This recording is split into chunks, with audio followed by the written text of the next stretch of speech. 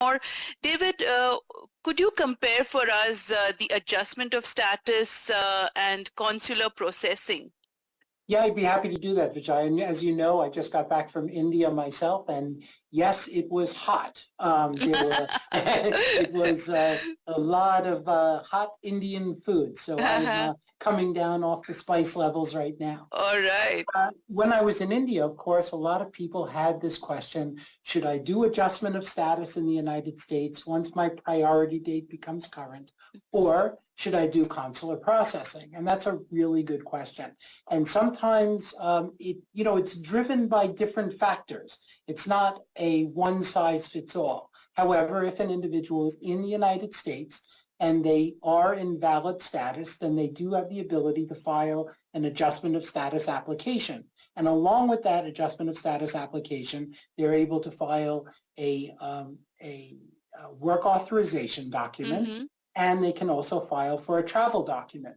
But when they file for that travel document, they have to be really careful not to leave, because if they leave, they could be withdrawing that application. So they have to be really careful about that. Now, basically what the comparison centers on is, how do I ultimately get my green card? It's sort of the last step in the green card process. The adjustment of status has to do with getting your green card in the United States.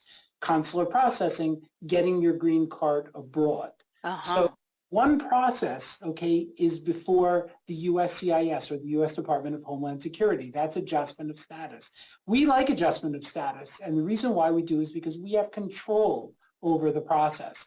And unfortunately, what ends up happening is if you do consular processing, it's a creature of the Department of State, where the Department of State is making that determination. And there's a concept called consular non-reviewability. So it's really hard, if an adverse determination is made at a U.S. consulate abroad, to get that back on track. Whereas if you file adjustment of status, you have ability to make a motion to reopen that case and to have it reconsidered. So that's one of the reasons why maybe an adjustment of status in the U.S. may be beneficial.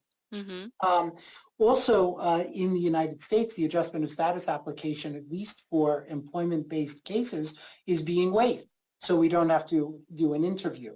Abroad, you would have to do an interview, and you also are burdened with the additional burden of getting police certificates, which you would not have to do if you're doing an adjustment of status in the U.S.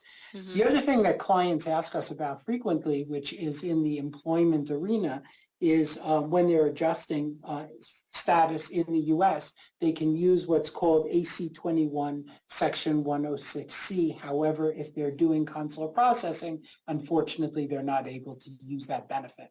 So again, there are many factors, and again, it's not a one-size-fits-all. We do explore these issues with our clients to figure out which is going to be the best way to go. But I would say for the vast majority of people who are in the United States, definitely filing the adjustment of status is the way for them to go.